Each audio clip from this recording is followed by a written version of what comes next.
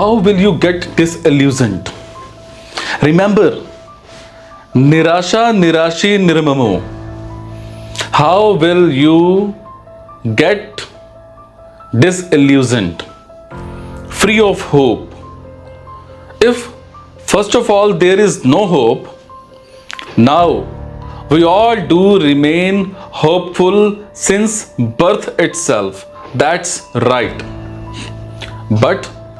But the beauty, the courage of the Vedas lies in the fact that they said, fine.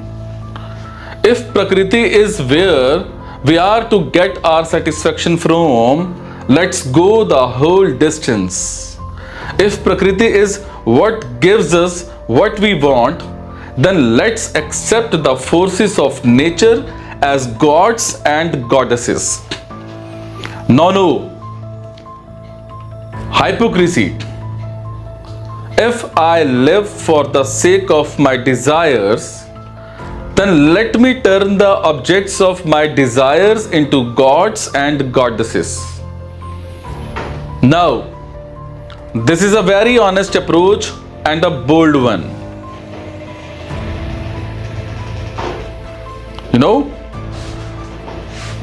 This is a very honest approach and a bold one. And you know one thing, if I live for the sake of my desires, then let me turn the objects of my desires into gods and goddesses. Now, this is a very honest approach and bold one. We all do want stuff, but we never have the rigor and the courage to simply accept that the object that we want is indeed our God. Right? You might be dying after something, but will you ever openly accept that the stuff that you are dying after is your de facto God? You will not accept. Right? Inwardly, yes, that thing is indeed your God and is ruling you, commanding you, but you will never accept it. Not to others, not to yourself. That the thing is your God. The Vedas just honestly accept. They say, okay, fire is so important. It gives us protection. Think of those times. Fire used to be so important. And fire used to be the vehicle for fulfillment of so many desires. Food, protection, illumination, come on, everything. Plus, man was not entirely savage. But the time we came to the Rig Veda, there was a fair degree of civilization. So we had started dealing with metals, we had started getting into construction, and in all of that, fire played an important role. Even medicines, fire was needed for all of that. So fire fulfills so many desires. So what do? I will say fire is God. Fire is God. Now, that's very, very innocently honest, is it not? Cute. I wish we had the honesty to simply say Mother Pizza. Because that's how it is for many of us. No, it is not. In the dead of the night, you are worshipping her, invoking her, dialing her up, and then that Farishta comes with the word of the goddess and worshippers in your ear. Margarita. And that's a mantra. We are not honest enough to accept that these things are our gods and goddesses. No. Look at someone. I mean, if he were honest, he should be found worshipping the pillow. The pillow should be hoisted, hung from the roof or something, ceiling. An offering should be made. Please, because the pillow is where this fellow's desires and most fulfilled. We are hypocrites in that sense. There we said there is a certain innocence. They said if we get our sustenance from sun, we will worship the sun. And that's so fair. They could see that everything is coming from the sun. So why not worship the sun? And then, when you honestly devote yourself to whatever you think is fulfilling your desire, only then is when disillusionment can set it. Why do we not get disappointed fully? We are our hopes not and never dashed fully, because we never commit ourselves fully to the object of our desires. We are smart people. We will chase something and yet not admit to ourselves that we are chasing that thing. In comparison, the Vedic seers are extremely innocent and very honest. So they say, the cow, she is giving us so much, we will worship the cow. Simple. You also extract so much from the cow, but you don't really worship the cow, do you? Some plant is giving them something. There is the sombras, which is most probably a drink of intoxication, but it used to give them pleasure, the same kind of dopamine rush that you also rush for. And they said it's a wonderful thing. There are so many mantras praising just the somras. You prepare in this way and then you offer it to Indra, and Indra would be just delighted. And after Indra is delighted, you can have it. Are you getting it? We hide, we pretend. They don't hide. They don't pretend. And that is also the reason why some of the mantras, they have been used by detractors to present the Vedas as abominable. They say, you see what kind of stuff is being talked of here?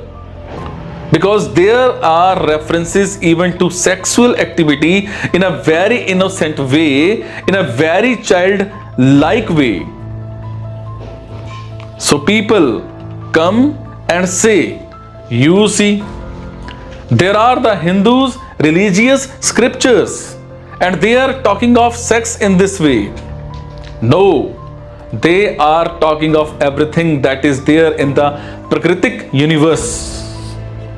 So they are talking of sex also, because when you think of fulfillment, one of the directions you rush towards is sex. So they are talking of sex as well. They are talking of crops. They are talking of soil. They are talking of the clouds and animals, forests, of course, rivers. I am principally referring to the Rig Veda here. Maybe because of the recency effect. I am with the Rig Veda these days. Are you getting it? So that's a wonderful thing. A thing of honesty.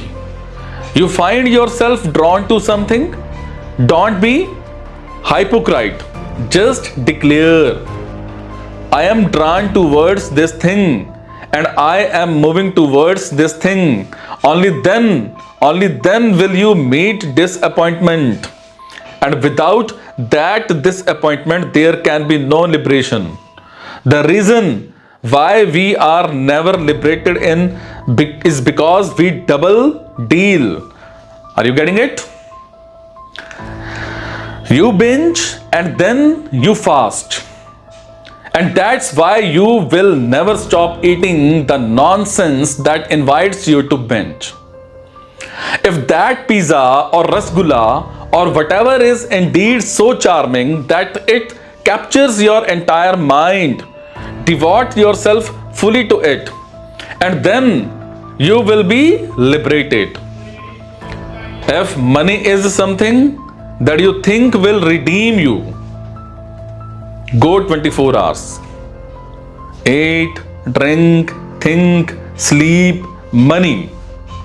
And then you will be liberated. Liberated not because you will earn enough of it, but because you will realize this is not that. And that thing of liberation seems to have happened in the process of the Vedas. You find the man or woman so fascinating, go spend 24 hours. I mean, not only 24 hours, I mean all 24 hours. Today's 24 hours as well as tomorrow's. Go spend 24 hours and you will run. I mean, run away. Distance from the object of desire maintains the charm. It's a very dirty trick. We never allow ourselves to know the object of desire fully. We at least postpone the knowledge. Sooner than later, that knowledge will come to you uninvited, unwanted. But we want to postpone it.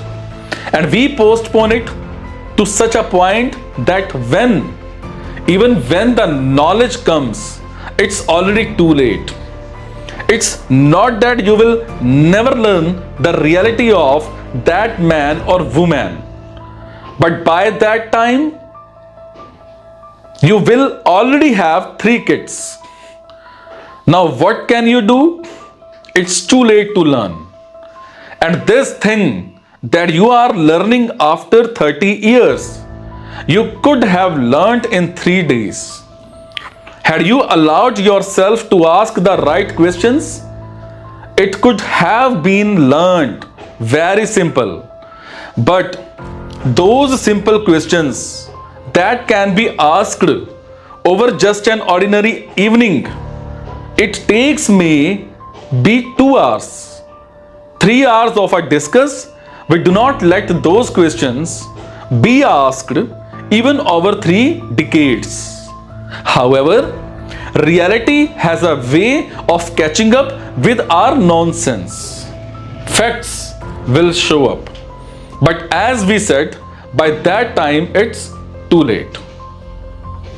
The rishis didn't allow it to get too late. They got into it fully. They said, we are doing it. As you said, I'm into it these days. So they were totally into Prakriti. I am not into Prakriti. And that is why they were redeemed. And even then it didn't happen over a fortnight or a month. The Rig Veda is understood to contain mantras that span many centuries. Minimum of these to 400 years. It could be longer. That's the kind of time disillusionment takes to come, even to a person with honesty, innocence, and courage. And one lifetime is just maximum 100 years.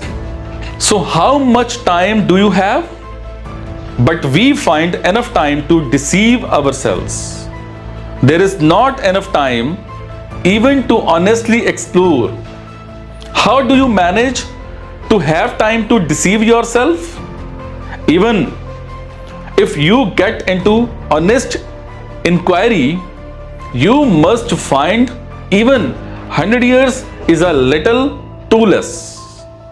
Even the fastest ones take several decades. How do you manage to just keep telling lies to yourself? That includes everyone. Me, you. We all stand at the same plane. Getting it? So the Vedas move on. They start with nature worship and then they move on. And it's such a tremendous moving on. The world has never seen anything like it. In fact, some people say that the Upanishads are against the Vedas. That magnitude of dissonance. They do not understand that the Upanishads would have been difficult to come to sense the Vedas, but indeed to be charitable to them. If you just read the mantras pertaining to nature worship and then you go to some of the most philosophically acute verses of the Upanishads, you find no similarity. And therefore, one could be forgiven for thinking that the Upanishads actually oppose the Vedas. They really do not. There is an organic linkage, but the difference is similar to the difference that newbie would find between, let's say, a piece of the root of a mango tree and fruit of the mango tree. Let's say there is someone who does not know the process of the mango tree. He does not know how the seed yields the whole tree. And to that person, you show a part of the root or a part of the guthli, the seed. And then you also show a full, luscious, ripe, juicy fruit. And you say, you look at this and look at this. You will say, this is totally opposite of this. The root looks dry and dark, and this is full of bright colors. And there is such juice and aroma and flavor and all that can attract you. And the root is so lifeless. That's a matter of appearance.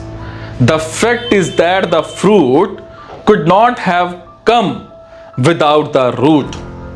So that's the relationship. Are you getting it?